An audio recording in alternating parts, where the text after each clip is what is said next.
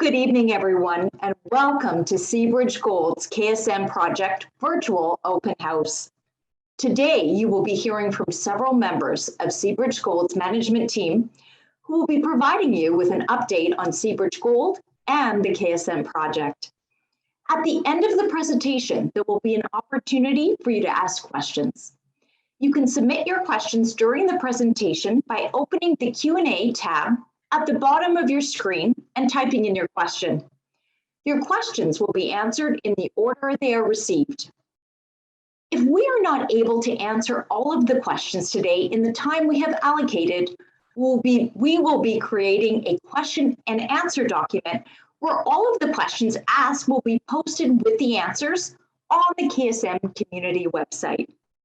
At the end of this presentation, we will email a link to the presentation to all of the participants attending, and also upload the video of the open house on the website ksmproject.com and our social media channels. Now, it is my pleasure to introduce the Seabridge Gold management team, starting with Mr. Jay Layman, the President and Chief Operating Officer of Seabridge Gold, who will be presenting an overview of the Seabridge Gold KSM project. Next, Elizabeth Miller, the Vice President of Environment and Social Responsibility, will talk about the environmental assessment and benefits of the KSM project. Mr. Ryan Hoel, the Vice President of Projects, will be providing an update on the early stage construction activities planned and underway at the KSM site for this year.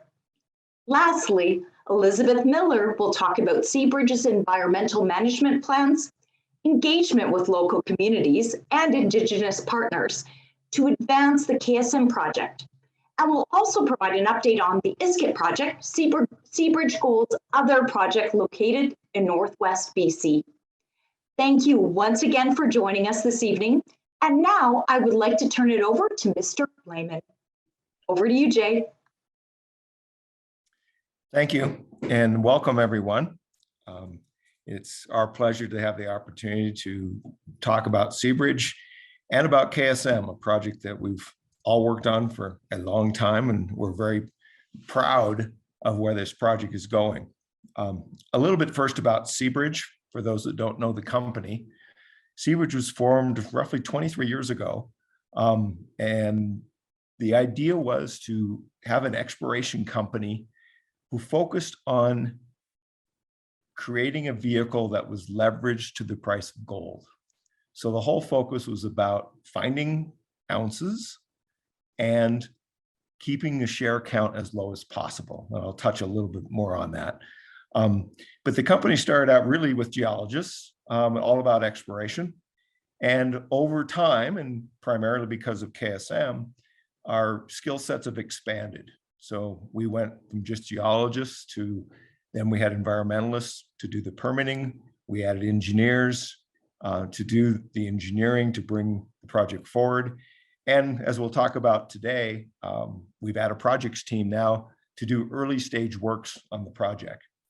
And some of you might wonder, what do we mean by early stage works? Well, this is really about site access, roads, camps, early environmental offset programs that we're required to do our EA before we start particular pieces of work. All things that we and our indigenous partners can do, not things that we have said we wouldn't do. So we've said from the beginning, this project's too big for Seabridge to build by ourselves. And so we're going to focus on doing the things that open up the site and satisfy what's called substantial start, that takes our EA and rolls it over to a mine permit for the life of the project. And we're doing that with work in the next few years in order to make sure we perfect that EA into a long-term strategy of an operating mine, but without building the whole mine, doing, as I said, the early works. So on next slide, I'll talk a little bit more about Seabridge. So Seabridge, as I said, was focused on becoming a leverage play to the price of gold. It was founded by a group of gold bulls. They were all about getting leverage and being able to deliver to their shareholders a rising stock price in a rising gold market. And that was all about being very prudent with the spending of their money and the capital they raised, and focusing on finding ounces that not only were resource ounces, but ounces that could be turned into reserves and then become a mine. So ounces that had quality. And in that exercise, they acquired 9 projects in the early years. And that's really evolved over time. We've raised a significant amount of money by joint venturing, selling, optioning off some of those projects to maintain our focus on KSM. And so we're now working on a small core group of projects with KSM being the key. Next slide. So Seabridge, just so you know a little bit about us as a public company, we're listed both in New York and Toronto. We're original listing in Toronto, and our head office is in Toronto. What's interesting about the gold market and trading in gold shares is that even though our primary listing is in Toronto, we probably do 90% of our trading volume in New York. So that's where our best liquidity is for an investor, is shares and trade in New York. And you see we have a number of the common names as our top shareholders. And you see that our management board and insiders have a large stake in the company. We're all in, all of us.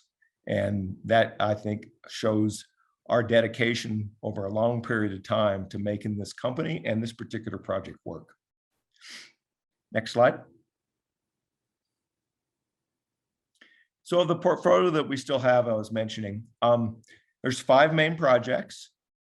There's one project we are currently working on from an exploration standpoint, and that's Courageous Lake in the Northwest Territories.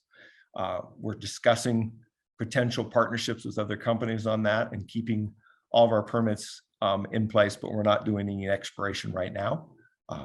We have a project up in the Yukon, 3 Aces, that we're actually working on. The Iskut project, which Elizabeth will talk more about today. And then the Snowstorm project in Nevada, which we just finished a exploration program on over the winter. Most of today will focus on KSM, which has grown from a reasonably small project when Placer Dome had it. Seabridge bought it in 2002 from Placer Dome. And now it's grown into one of the largest gold, copper, porphyry projects in the world. Depending how you want to rank them, whether it's by resources or reserves, it sits 1 or 2 on any list you can find. So next slide. So at Seabridge, we have some really basic core tenets that we operate as a group of people and a team. And it starts, it's not showing the slide, but it starts with safety. Everything we do is driven by being safe when we do it. And then from safety, we go into how do we work with our partners?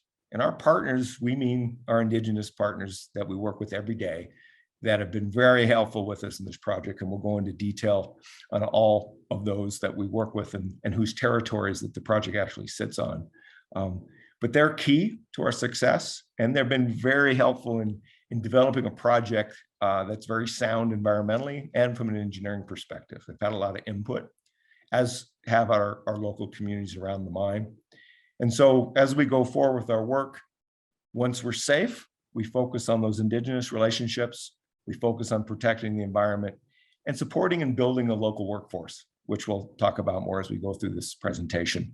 It's one of the things we pride ourselves in a lot, is giving education opportunities to students in many disciplines, whether it's trades or higher education, even up to the doctorate level.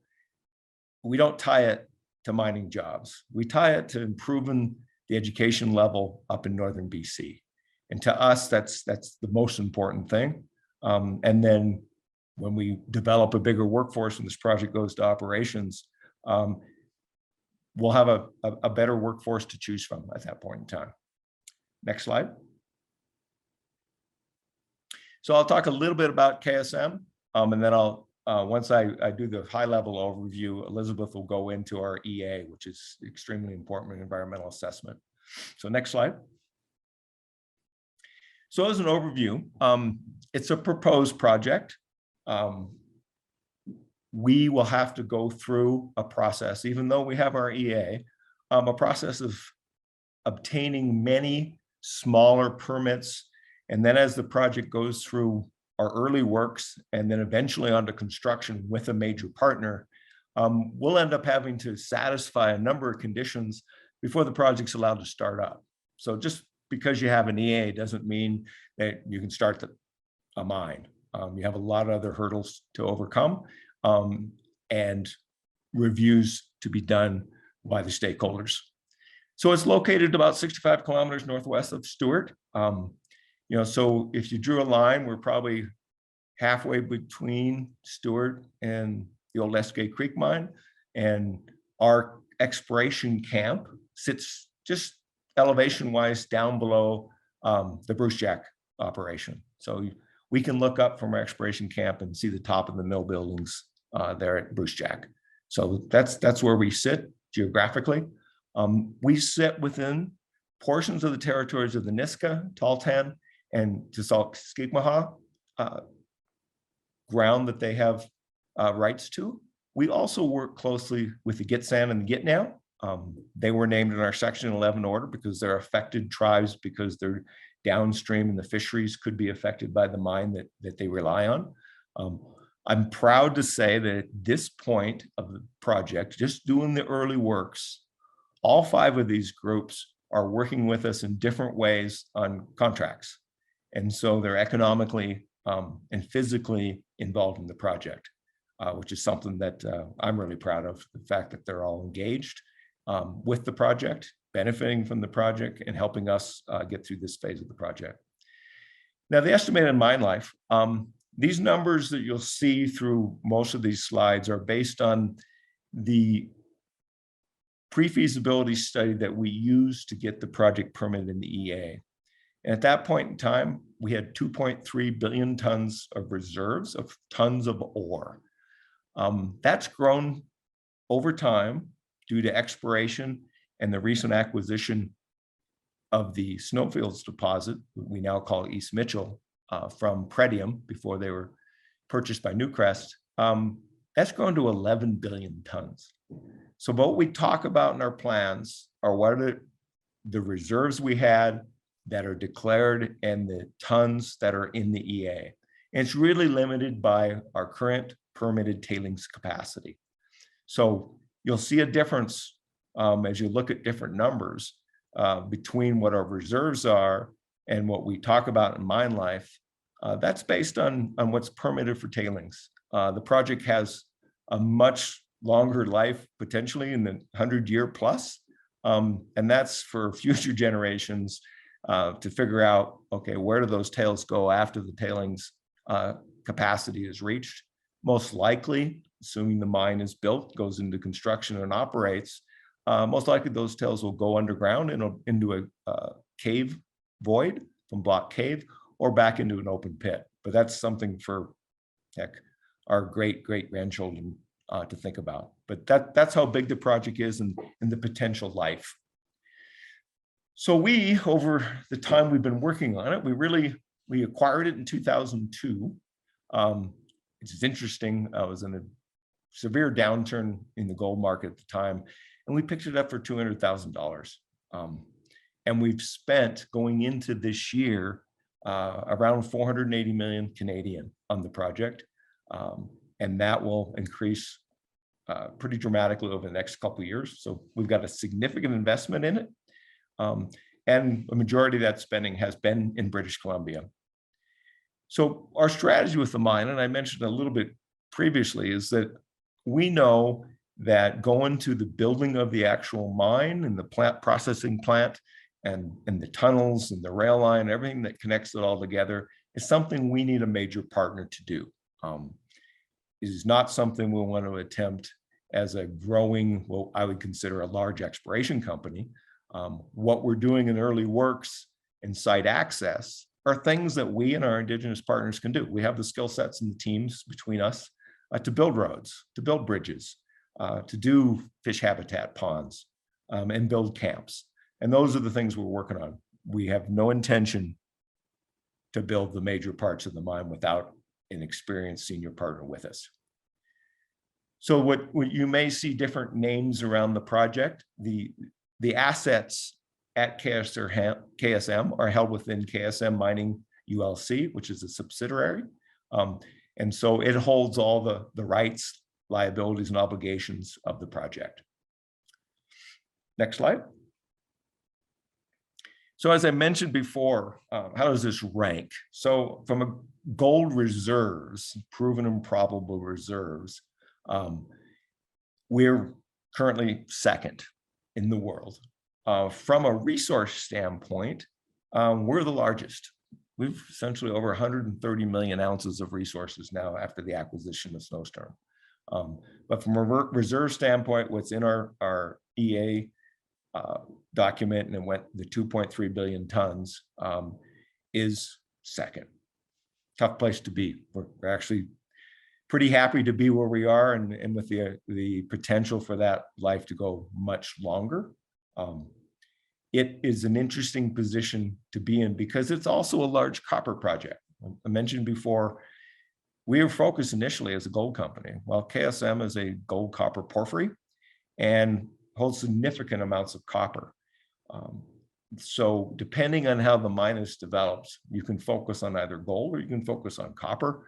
But roughly, once you mine and develop it all, it's roughly 50% gold, 50% copper. We'll be putting out a new pre-feasibility study by the end of June this year that will include East Mitchell, formerly Snowfields, in the project design. And one thing that Snowfields brings is a simplification of the early years of the project, where we can essentially keep the pits smaller, but not go underground as soon as we were doing in our previous plans. And that's less risky from a lot of major companies. So they don't need to start it up and immediately start thinking about developing a block cave. They can mine open pit for much longer. And because we have the multiple deposits, we don't have to mine them as deep. So we mine less waste rock. So that's kind of a pre-run of what you'll see when our new PFS comes out. We're hopeful that the economics are better. We're pretty certain they are, but I'm not going to guarantee that because the final numbers haven't been there and haven't been shown to us. But I think it's going to look pretty good, and we're happy to have that acquisition to the project. And I'm pretty certain the next slide is going to be Elizabeth's, but let's advance and check it out. Pretty certain. I'm getting old. East Mitchell. So as I said, East Mitchell, and we call it that specifically because from a geologic standpoint, it's the faulted off top of our Mitchell deposit, and it sits next to Mitchell. And when we lined the two deposits up with a lot of work we did with Pretium over the years, we discovered, hey, all the zones, all the characterization, all the mineralization, everything lines up when you put them one on top of another. And so it made a lot of sense once we were able to put a deal together with Pretium that made sense for both parties to acquire it and put it into the mine plan, because it is the Mitchell deposit. And we call it East because it's faulted over, but it's all one deposit. It added a very large amount of measured indicated gold resources, and not as much copper. It's a little lower copper grade than the rest of our deposits, but still quite a bit of copper. So last year, we drilled Snowfields fairly extensively to prove up and make sure that what we bought is what we thought it was. And it is. We actually think it's a little bit better than what we had run the numbers on looking at the acquisition. So we've taken those drill results and the metallurgical work, and that's what's making the basis of the PFS, have gone through looking how the ores combine and how you blend them, and what sequence you'd mine them in to come up with a new operating plan. And that's what we'll issue at the end of June. Next slide. I'll turn it over to Elizabeth. Great, thanks Jay for that good overview of Seabridge Gold and the KSM project.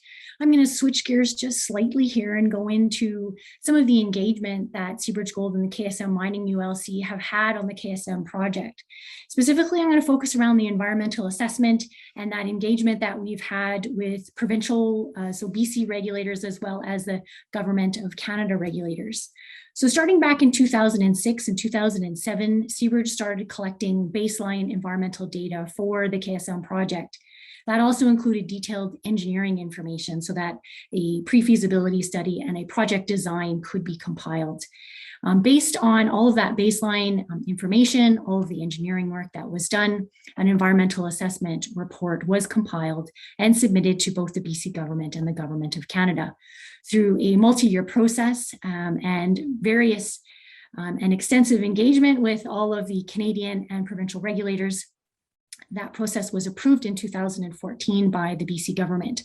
I also wanted to state that in addition to BC government and the Canadian government regulators being involved, we had all of the indigenous groups involved, as Jay mentioned earlier, including the Tahltan, the Nisga'a, Gitxsan, Gitniao, and Tsawwatkikimahawk involved in the review of the environmental assessment. Later on in 2014, the environmental assessment was also approved by the Government of Canada. And then finally, because the Nisga'a Nation is a treaty nation, they also had an approval process, and it was approved under the Nisga'a Final Agreement in July of 2014. Since the initial approval in 2014, we have had a number of extensions through that process. Our environmental assessment certificate is good until 2026. And as you can see with the quote on the bottom of the slide, that was from the Honorable Mary Pollock, the former BC Minister of the Environment, as well as the Honorable Bill Bennett, former BC Minister of Energy and Mines, concluding that there would be no significant adverse effects due to the KSM project. Next slide, please. So a little bit on engagement with Alaska. So we talked about the environmental assessment process, the provincial regulators that were involved, the federal regulators that were involved, as well as the indigenous groups. In addition to that, Alaska regulators were also involved and had a seat at the table to review all of the same information that the Canadian government regulators had. In addition to being involved in that process, a little bit of information on just some of the numbers of meetings that we've had, which included over 85 different meetings and interactions with Alaska and US regulatory agencies, as well as organizing site tours and open houses and participating in conferences and symposiums in Alaska. We did receive feedback during the environmental assessment process from both the BC, federal, Alaska, and indigenous groups, and we listened to those comments that we received from various groups, and we made some major changes to the KSM project as a result of those comments. Some of them included changing the discharge location of the tailings management facility from the north end to the south end, as well as looking at the water management approach on the mine side to ensure that any water that was discharged on the seasonal flows. Next slide, please. So here's a quote from Mr. Kyle Moselle, who was involved with the Alaska Department of Natural Resources, stating that 4 of the same resource managers and specialists to review Alaska mines have examined KSM's plan, and they found no significant issues with the application. Next slide, please. So a little bit on some of the economic benefits. Jay went into quite a good high-level summary of some of the economic benefits from the KSM project, and I'm just going to go into a few more details here in the next few slides. So next slide, please. So these numbers were drafted during the environmental assessment, and since that time were updated in 2018 as we've learned more about the project. So these are done by all of our economic modelers. So with the 52-year mine life in mind, we are estimating that the capital and operating costs over the estimated project life is about $54 billion. And $47 billion would be injected directly into the BC economy. And of course, particularly relevant to a lot of government groups out there wanting to know what that GDP contribution of the project life would be. And we estimate that to be about $30 billion within British Columbia and over $50 billion nationally. Next slide, please. So Jay's talked about the life of the mine being 52 years. There will be an additional roughly 5 years to construct the KSM project. We refer to the KSM project as a multi-generational project where people could be working on the construction, and then those people's children could then be working on the project in Northwest British Columbia. We estimate that during the 5 years of construction, there will be approximately 1,500 people, direct employees, on the project through that 5 years of construction. And that's the full site-wide construction. That doesn't include these initial site capture works that we are doing right now. In addition to those 1,500 direct employees during the 5 years of construction, we estimate there will be about 4,500 direct jobs as a result of the KSM project. And then into the actual operations of the project, a little over 1,400 people will be employed during those 52 years, as well as additional over 4,000 jobs due to those direct contractors, suppliers, et cetera, that would be supporting the project. Next slide, please. So Jay touched on this in terms of our core commitments with Seabridge Gold as a company. And one of those is, of course, on diversity, equity, and inclusion, and to remove barriers that may inhibit the recruitment and retention of diverse employees. Jay talked about some of the training programs that we have here in Northwest BC, which has included contributing over $1.3 million to training and education initiatives. And some of our goals that we have by 2025 are to have over 30% of our directors being female, as well as 30% of our executive management also being female. To give you an idea of what some of our gender diversity is in our employee workforce to date, based on our numbers from 2020, we had 43% women working on the job force and 57% men being employed with Seabridge. Next slide, please. A lot of these numbers that we've put together have just come from our inaugural sustainability report. This was released just late last year. This is our first sustainability report. Obviously, Seabridge is first and foremost an exploration company. And of course, now we've gone into some of those site capture work. So because of that, we have published an inaugural sustainability report. It's available on our website and contains many more facts in case you're interested in learning about some of the sustainability programs that we do have with Seabridge Gold. And I will get into a few of the details here on the next slide, please. So just a little bit about local employment and contracts. Jay talked about the area of Northwest British Columbia, where we're located about 65 kilometers north of Stewart. And we are dedicated to supporting the socioeconomic development of those communities in which we operate. And we define that as Northwest British Columbia. We're committed to hiring people from the indigenous groups that we work with, as well as the non-indigenous communities that are close to the project. Seabridge recognizes that for a project to be successful, they have to have people from the local area being involved in that project. We might get some questions about some job postings. Where can I find job postings, if there are any, working at the KSM project? And we do have any job postings that are available listed on our ksmproject.com website. We also list job postings on our social media pages, local newspapers, on Indeed, CareerMine, as well as on our Indigenous partner job boards. And finally, in addition, we also prioritize qualified local, regional, and Indigenous contractors working at the KSM project. Next slide, please. So to give you an idea of some of our local procurement, we have prioritized working with local contractors. And again, that includes contractors and suppliers within Northwest British Columbia. This is just a snapshot of some of the companies that we have worked with over the past, well, even just calendar year, focusing on those businesses located within Northwest British Columbia that are near the project. Next slide, please.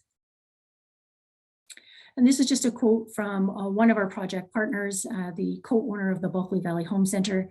And they have found that mining in the north has not only helped their business grow due to product sales directly to the mines, but that also it contributes to a small overall economy in the small community of Smithers. Next slide, please. And now I'm going to pass it over to Ryan Hoel, our VP of Projects. And Ryan's going to go into some more details on those early stage construction activities that both Jay and myself have been referring to. Over to you, Ryan. Thanks, Elizabeth.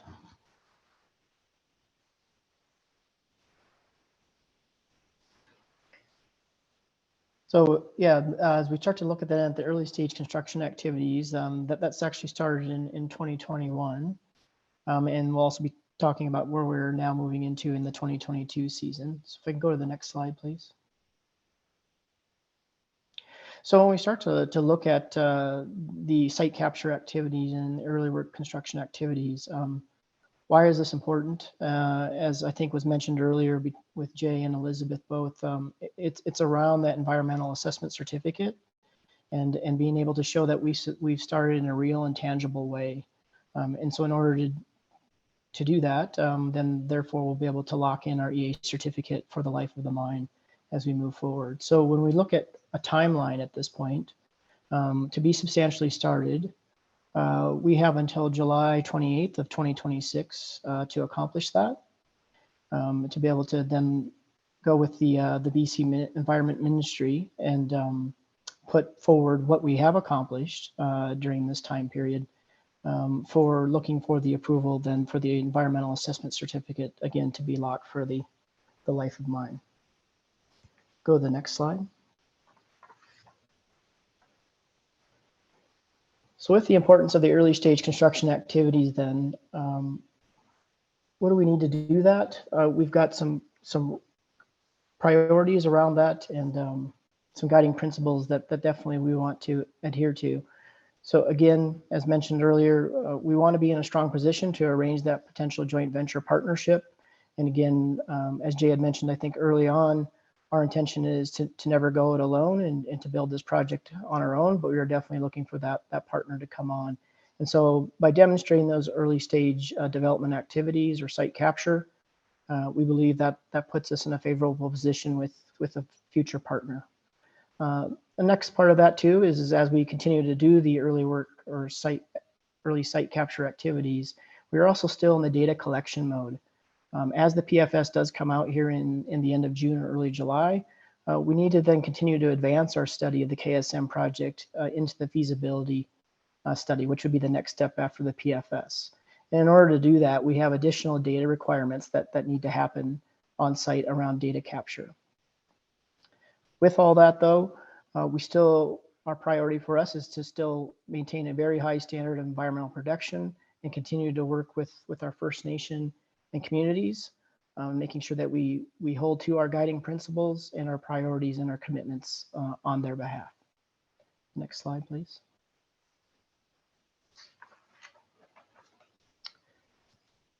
So the benefits then of the early stage construction activities, again, it really gives us an opportunity at the KSM project to start to really administer our impact benefit agreements with the NISCA and the TELTAN. So it actually allows us to start to work through those early on before we get to the main construction project. And when we look at the investment that's planned over the next 2 years, we're looking at roughly a $300 million investment into the KSM site. And again, that really comprises of us building permanent access into the site, starting to develop those beachheads around permanent roads, permanent power, permanent camps, all the things that we're going to need to be able to step into the full project at a later date in the future with a partner in place. When we look at that $300 million of spend, our intention and our commitment is to spend that locally, to be able to partner with local communities, local contractors, First Nation or Indigenous partners with the local workforce, seeing the primary benefits of that. Can you go to the next slide, please? So If you aren't familiar, we have a map here just to talk about the KSM project and what it looks like. And it's expensive and expansive. I mean, and from a geography perspective and from a logistics perspective, as we look at this map, you can kind of look at it in two areas. When we look at the left side of the map, we would refer to that as kind of the Mitchell Valley area. And that's where the ore bodies sit. That's where the Mitchell pit sits. That's where the East Mitchell ore deposit sits as well. And then if you look at the right side of the map, that's where our treaty side of the property is, with our eventual process plant and the tailings management facility on that side. So some areas that I guess I'll highlight off of this map when we talk about our site capture or early site capture. When you look at the right side, we're talking now in 2022 about the TCAR, Treaty Creek Access Road. We're talking about the Camp 11. We're talking about the Glacier Fish Habitat Offset Project. We're talking about the Belle Irving River Bridge on that front. If we look over on the left side then into that Mitchell Valley area, some of the planned activities that we've got coming in 2022 is again that Camp 9 down the very bottom corner there, as well as just off the map up to the top left would be what we call our Coulter Creek Access Road. And I'll talk more about those on the upcoming slides. So we can go to the next slide. So when we look at the early stage construction activities for 2022, then we can go ahead and move to the next slide. So one of those that I had just mentioned that was on the treaty side of the property, and this is right off of Highway 37. We have our Glacier Creek Fish Habitat Offset Program. So that is currently underway. We started that actually in November of last year. Then we paused through the winter just due to the snow accumulation and what goes on in that front. We're looking now to restart that program or that work and that project June 1st. And again, that's creating an offset habitat for the disturbance that we'll be making with the installation of the Treaty Creek Access Road. So this comes into a functional aquatic and riparian habitat to support all freshwater life stages of the Dolly Varden. We can go ahead and go to the next slide. So right beside the Glacier Creek project then, right off of Highway 37 is our Belle Irving River Bridge. And again, this is one that we started in the first quarter of this year and is planned to be completed here in the next six weeks. This is the start of our Treaty Creek Access Road that'll eventually take us up to the future treaty process plant area. What it does is it basically is the bridge that will span spanning the Belle Irving River coming off of Highway 37. And once we land on the other side of that, then that's where the Treaty Creek Access Road will take off from there. You can go ahead and go to the next slide. So jumping from the Treaty Creek side or the right side of that map, we'll transition over to the left side, over to the Mitchell Valley area. And it was off the map that was shown, but we are starting up there is the Coulter Creek Access Road. And we are picking this back up again this season. We'll be completing the first 9 kilometers of the Coulter Creek Access Road. It'll pass by the Tom McKay Lake and eventually to a new camp location for us on that side of the property. In its entirety, the Coulter Creek Access Road will be a multi-year project, with the entirety of that road being right around 30 kilometers once it's completed. That road, once complete, will give us access into the Mitchell Valley by road, which basically gives us access into the mine operation area. Go ahead and go to the next slide. So staying on that Mitchell Valley side, then another piece of work that we have starting this year in 2022 is our Camp 9. So eventually that Camp 9 will house our early stage construction, and our operations personnel on the mine side of the property. This is roughly above near the Mitchell and the McTagg confluence of the two streams that come together on that front. This is actually a fairly current picture. This was taken just about a week ago. This pad right here that you see being built on the Camp 9 is roughly about 100 meters by 90 meters wide. It's going to receive our heavy lift equipment that we're actually heavy lifting in early June into this site. And from that, then we will continue to build out that Camp 9 location with the idea that in 2023, we will land a Camp 9 up there, a physical camp up there. We can move on to the next slide. So then moving back over to the treaty side, we've also signed a user agreement with BC Hydro. That announcement came out, I believe, in February of this year. And with that, BC Hydro, we have funded BC Hydro to come off the Northwest Transmission Line and provide us a switching station, which will come right in along Highway 37, right by the Glacier Creek fish pond or fish habitat project.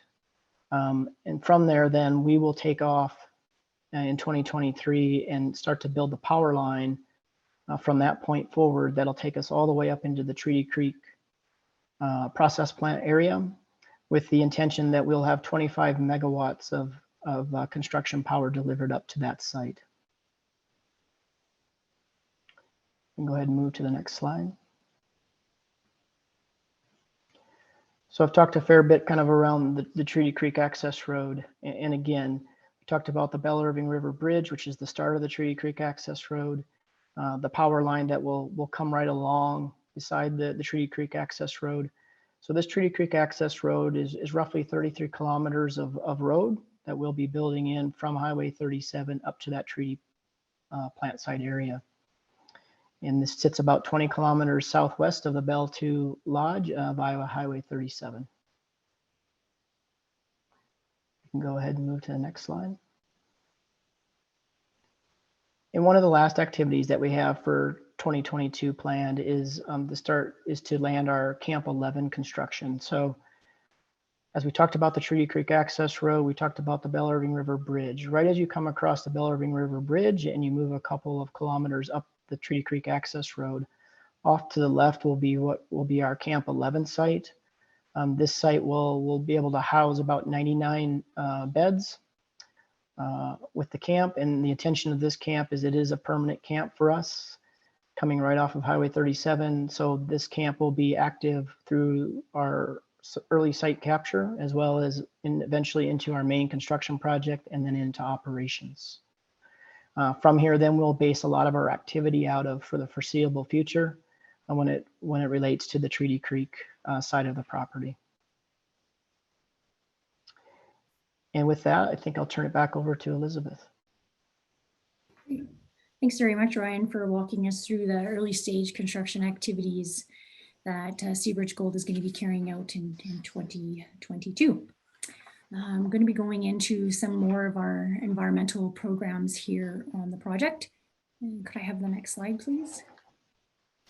So one of the pieces that Ryan was speaking about, really all of those early stage construction activities from the environmental side, our crews are going to be focused on supporting all of the construction activities on the environmental monitoring side of things. So we'll have environmental monitors out monitoring the road construction, the camp construction, all of those site preparation works.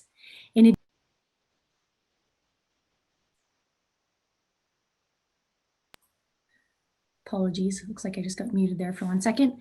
In addition to those environmental monitoring activities that we will be doing, we're also continuing to collect environmental information for the entire KSM project area. Many of those includes a lot of technical disciplines such as water quality, hydrology, glacier studies, meteorology, and the 5 weather stations that we have throughout the project, focusing on groundwater, archaeology, fisheries, as well as fish habitat offsetting and wildlife studies. Next slide, please.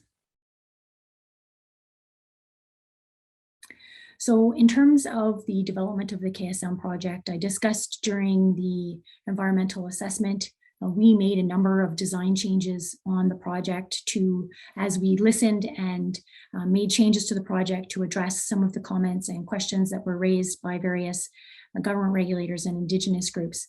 That included making over $300 million of design changes to the project site.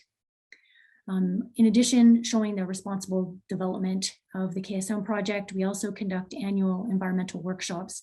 We just had one last month, and we do so on an annual basis, so we can communicate to all of our Indigenous partners and government regulators all of the environmental information and data that we're collecting on the project from the previous year, as well as talking about all of the activities that we have for the upcoming year. And we're also fortunate to be able to involve Indigenous businesses and employees in those environmental studies, working alongside of our environmental consultants. Next slide, please. So some of the information that we have completed on the KSM project on the technical side includes looking at and planning the project around that best technical data that's available. And that has included engaging with our third-party representative, the Independent Geotechnical Review Board, as well as conducting a number of best available technology studies. The Independent Geotechnical Review Board is a panel of 8 engineers. With those 8 engineers, they have over 300 years of experience, and they have reviewed all of the plans for the KSM project. And we have annual meetings with those individuals so that we can gather their feedback and input into the project designs. In addition to that, we are developing site reclamation plans for the mine closure at the end of that 52-year mine life, using all of the environmental data that we've compiled to date. In addition, with the design of the project, we've looked at the water management systems and have essentially designed from the downstream point, ensuring that all of those environmental impacts are minimized from the KSM project. Next slide, please. So a little bit about some of the community engagement that we've been having on the project over the years. Next slide, please. As I discussed earlier, Seabridge feels that it's important for the people living in the project area to be engaged and have a good understanding of what the KSM project is and what it means for Northwest British Columbia. We opened an office in Smithers in 2011 so that we could have an office in the Northwest British Columbia so that people would be able to readily come in and ask questions as required. In addition to that, we are in the process of opening a second office in Terrace, and we anticipate that office should be open in the next month to month and a half. In addition to having those site presence both in Smithers and in Terrace, we have attended community workshops and open houses. We've organized site tours and hosted public forums in local communities throughout Northwest British Columbia. We've actively looked for feedback and consulted local communities and Indigenous groups to ensure meaningful engagement and involvement. And hopefully you've seen some of our communication frequently via print, social media, radio, etc.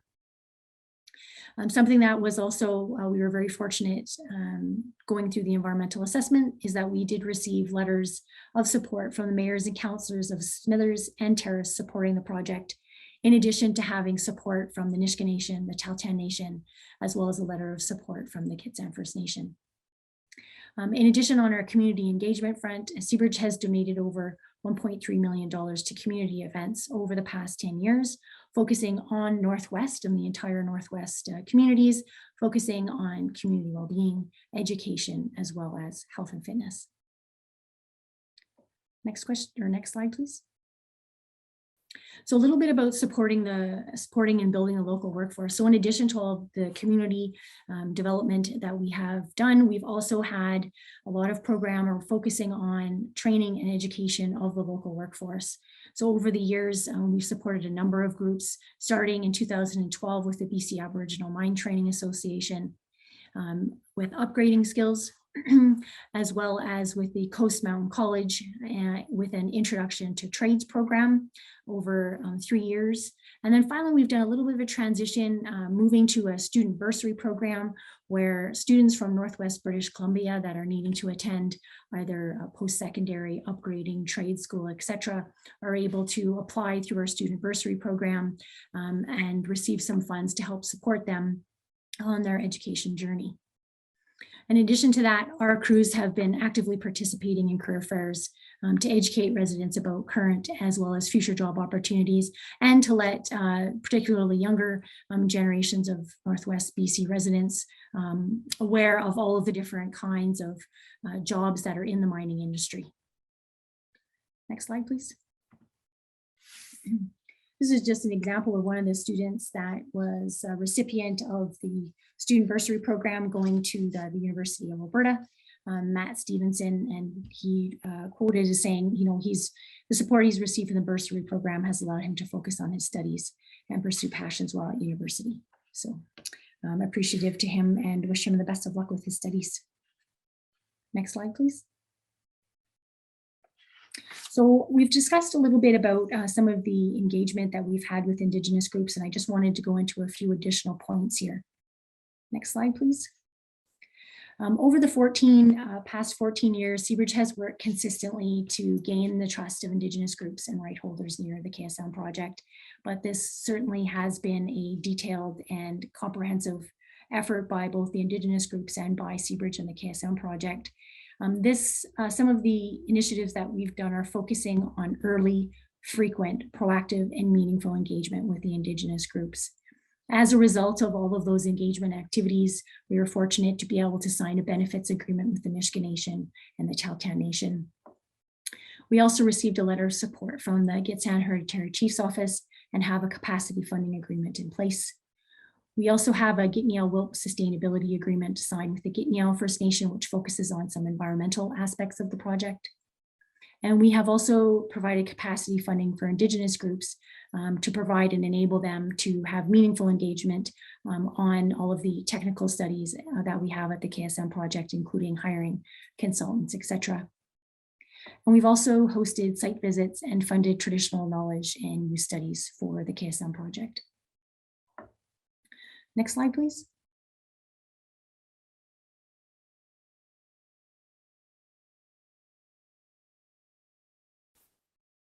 Next slide, please. So now I'm going to go into just a few, I think maybe 4 slides here, just a little bit on our KSM project. As we've discussed, the KSM project is located 65 kilometers northwest of Stewart. And in 2016, Seabridge also acquired SNP Gold, which is the holder of the Iskut project. So from KSM to Iskut, it's about 30 kilometers away. And we just wanted to share a few of the initiatives that we've been doing at the Iskut project with you. Next slide, please. So the Iskut project is located just northwest of Stewart, as I mentioned, and it is a former high-grade project, which includes the Bronson Slope deposit as well as the Johnny Mountain mine site. And we are conducting exploration activities at the Iskut project to better understand the mineralization potential of the site. Of course, thinking back to Seabridge Gold's philosophy of being an exploration company. In addition to that exploration program that we're doing at the Iskut project, we are also undertaking a voluntary reclamation project of the old Johnny Mountain mine site, which we are completing over a multi-year reclamation program. And I'll get into some of the details here. Next slide, please. So a little bit about the historic Johnny Mountain mine site. It was in operation from roughly 1990 to 1993. At the end of 1993, the price of gold decreased and the mine was closed. It was owned by a number of owners throughout the time. And then in 2016, Seabridge purchased the SNP Gold along with the Iskut project, conducted the reclamation program, as well as the exploration program. So our goal, particularly on the reclamation program side, is to return the disturbed lands and landforms to the original land use, which was capable of alpine tundra wildlife habitat. To date, we've spent over $8 million on those reclamation activities at the Johnny Mountain mine site. And we have worked quite closely with the Tahltan Nation Development Corporation, the Tahltan Central Government, and the Tahltan Heritage Resources Environmental Assessment Team to conduct all of those reclamation activities. And most of those amounts were paid to local contractors, including Tahltan employees and businesses that are associated with the Tahltan Nation Development Corporation. These are just some photos showing some before and after shots. On the far left-hand side at the top is an example of the old tank farm that was left, that was required for the operation of the Johnny Mountain mine site. And the below photo is showing the after picture after that tank farm was dismantled and cleaned up. And on the bottom hand side, on the bottom of the slide, in the middle is the before photo showing what the inside of the mill building looked like.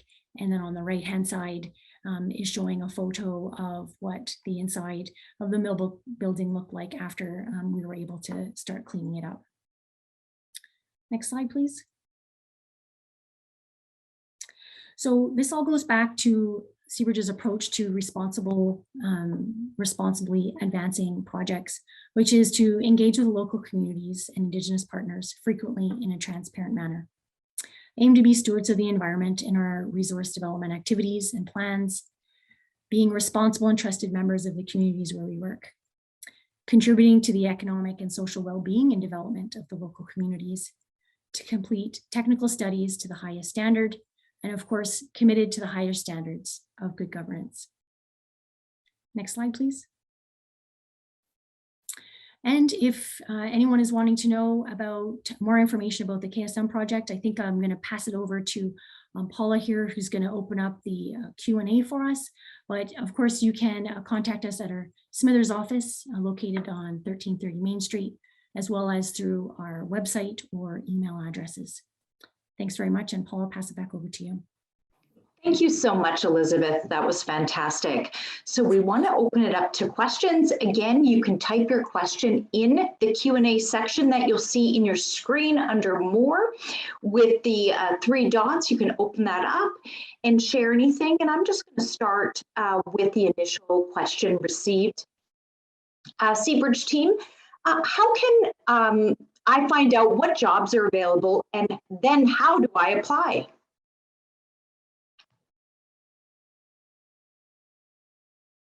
Elizabeth, would you like to take that? Sure, that sounds great. So all of the jobs that are posted for the KSM project will be on our webpage, which is www.ksmproject.com. They will also be available in the local newspapers and on our social media pages. Excellent. Thank you, Elizabeth. The next question we have is, have all of the First Nations in the vicinity of the mine been consulted? Sure, I can take that question as well, Paula. So when we went through the environmental assessment process, the government of British Columbia identified all of the Indigenous groups that Seabridge was required to engage with on the KSM project based on all of the Indigenous groups' traditional territories. So based on that assessment by the BC government, we are required to work with the Nisga'a Nation, the Tahltan Nation, the Gitxsan Hereditary Chief's Office, the Tisawat Skiklamaha, as well as the Gitxsan Nation. And yes, we have engaged with all of those groups on the KSM project. They were all intimately involved with the environmental assessment review. And we continue to engage with them today through various means. Okay, thank you, Elizabeth. Next question. What will you do with all site waste in areas where there is limited access or just fly-in access? Mm-hmm. Great. So I guess it depends on the type of waste that the question is referring to. So maybe I'll kind of give the long answer. I'm hoping that I hit on the waste category that someone is thinking about. So in terms of just, let's just say kitchen waste that we would have, so food scraps, etc., that would be generated from the mine site. They would be incinerated on our project site. And of course, we have an incinerator permit that allows us to be using an incinerator on our project site. If that waste was hazardous materials, so let's just say used oil as an example, that used oil would be packaged and it will be shipped off site. And when it is shipped off site, it is shipped by someone that is qualified in the transportation of dangerous goods. We have some specific contractors that assist us with some of those activities with the transportation of dangerous goods. That would be the answer for those sites that don't have road access. And then of course, those sites that do have road access, such as the works that Ryan was discussing here earlier, where we're starting those access roads. That waste would be shipped to the nearest landfill site. Great, thank you, Elizabeth. The next question we have is, how much more work has to be done at the historic Johnny Mountain mine site to demolish and remediate? Okay, so we've been working on the project actively since 2016. Seabridge acquired it in 2016. And we have completed a large number of tasks on the project to date, but we do have a number of years, I would say 2 to 3 years left to completely finish with the reclamation. So yet left to do is moving some waste rock, is demoing the mill building, as well as closing the tailings management facility. So 2 to 3 years left to finalize all of the reclamation works at Johnny Mountain. Okay. Thank you. Next question is, what is the timeline of the planned tunnel for site access? And will you undertake this project before you obtain a senior partner? Want me to take that one, Elizabeth? That'd be great. So we will be doing all of the engineering necessary to be able to start our main access tunnels. And we'll probably get to the point where we develop the portals for those tunnels, the pads and set up portals, but we do not plan on driving those tunnels without our partner in place, but we will be prepared to do so. So we're advancing the engineering on those tunnels right now, and are prepared to get the pads and portals prepared at that point in time, but not to drive the tunnels ourselves. Great, thank you, Jay. Next question, are there any potential issues with acid rock? Sure, so I could take that question. So Seabridge has done detailed studies in geochemistry potential of the project, of the KSM project. And as a result of that work, yes, there is acid rock drainage that could occur on the project site. As a result of that, there is water treatment plants that will be installed on the mine side of the project to ensure that there are no significant adverse effects due to that acid rock drainage. There's acid rock drainage occurring there now naturally.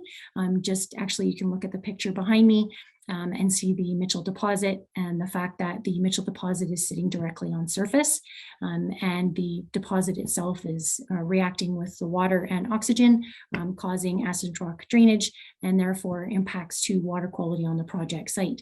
When the project does go into construction, there will be water treatment plants in place. Thank you, Elizabeth. Next question is, who do we contact with regards to community investment, such as building a stage? Great. So anyone interested in learning more about our community engagement programs could contact our Smithers office, and specifically our manager of community affairs, which is Taryn, T-A-R-Y-N Kutzler, and she can walk you through the process of how you would submit information to learn more about those community engagement programs. Thank you, Elizabeth. Will the KSM project, and I'm just going to pull it up here, is, I saw one, will the KSM project be open pit or underground mining? So I answered that written for those who could see it, but the project will start open pit and at some point move to also include block caves. You'll see in our PFS update that's coming out that the main plan will be all open pit. And then we have an EA, so at a different level of accuracy, because we have not gone underground and drilled out the caves themselves. We'll also have an EA embedded within that PFS that shows the mining of the deeper deposits with block cave over time. A partner who may be copper centric might accelerate those caves in the development plan if they want to move it to be a higher copper content mine in the earlier years. But either way, it'll start open pit, but eventually move to block cave. Wonderful. Thank you, Jay. And that concludes our virtual open house this evening. Just a reminder to everyone that the presentation and the recording of this virtual open house will be available on the KSM community website. Thank you so much, Seabridge team, and thank you everyone for joining us this evening. Have a wonderful night. Thank you.